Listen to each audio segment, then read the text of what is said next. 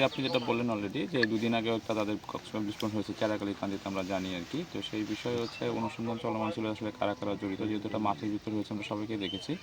আমরা যে ছবিগুলো আপনাদের থ্রুতে পেয়েছিলাম সেগুলো একটু কষার কারণে অস্পষ্ট ছিল, তারপর আমরা আইডেন্টিফাই করার চেষ্টা করতেছি।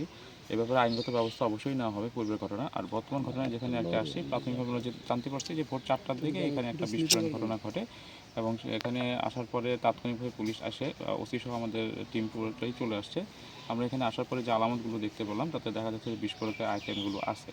এখানে রক্তের কিছু চিহ্ন পাওয়া গেছে এবং পরবর্তীতে এই চিহ্নর আলোকে যাওয়ার পরে আমরা ক্ষেতের ভিতরে একটা সরিষা ক্ষেতের দিকে একজন লাশ পাওয়া যায়। ডিসিজকে আমরা পেয়েছি। আরেকজনের বিষয়ে আমরা নাম শুনেছি যে সেও আরেকজন ইনজুরি হয়েছে, সে চিকিৎসার জন্য গিয়েছে। এখন এই মুহূর্তে সে চিকিৎসার জন্য কোন হসপিটালে আছে এরকম প্রাথমিক তথ্য এখন আমরা পাইনি, আমরা অনুসন্ধান চলমান আছে। এই ব্যাপারে হচ্ছে যে পরবর্তীতে আইনগত ব্যবস্থা অবশ্যই এটা আইনের আওতায় আসবে, কারণ এটা যেহেতু বোঝা যাচ্ছে যে আগে পূর্বের ঘটনার সাথে যদি এই ঘটনার একটা সম্পর্ক পাওয়া যাচ্ছে যে আধিপত্যবাদ, এবং আপনারা অলরেডি জানেন যে এখানে দুইটা গোষ্ঠীগত গ্রুপের ভিতরে বিরোধ আছে, যে বিরোধের কারণেই হচ্ছে তাদের প্রায় দেখা যায় এই ঘটনাগুলোকে তারা সংঘর্ষের পর্যায়ে নিয়ে যাচ্ছে এবং জনশৃঙ্খলা করতেছে। তো আমরা এখন তো ইনিশিয়ালি তদন্তকারী কাজ করতেছি, বিভিন্ন আগে কাজ করতেছে। আমরা আরও যারা বাহিনী আছে তাদের সাথে দরকার লাগলে আমরা তথ্য শেয়ার করবো এবং আপনাদের সাথে তো অবশ্যই যখন যে কোনো তাৎক্ষণিক তথ্য পেলে আমাদেরকে জানাবেন এবং যাতে আমরা তাৎক্ষণিকভাবে ব্যবস্থা নিতে পারি।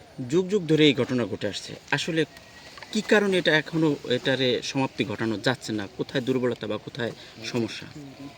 এখানে সবারই একমত, সবাই একটা শুধু বলে যে গোষ্ঠীগত দ্বন্দ্ব। তো গোষ্ঠীগত দ্বন্দ্বের ক্ষেত্রে দেখা যাচ্ছে যে যেহেতু এখানে দুইটা গোষ্ঠী আছে এবং তাদের একটা রাজনৈতিক আধিপত্য বিষয় একটা আছে, অনেক কিছুতে অনেক ক্ষেত্রে দেখা যায় যে ছোটো ঘটনাগুলোকে কেন্দ্র করে বড়রা জোড়ায় যায়। তো আমার কাছে যেটা মনে হয়েছে যে এই ঘটনাগুলোর ক্ষেত্রে যেটা এই আগে থেকে যারা ছিল অনেকে শান্তি চাচ্ছে, যারা শান্তি চাচ্ছে তাদেরকে নিয়ে একসাথে আসলে কাজ করতে হবে, তাদেরকে বুঝাইতে হবে আর কি।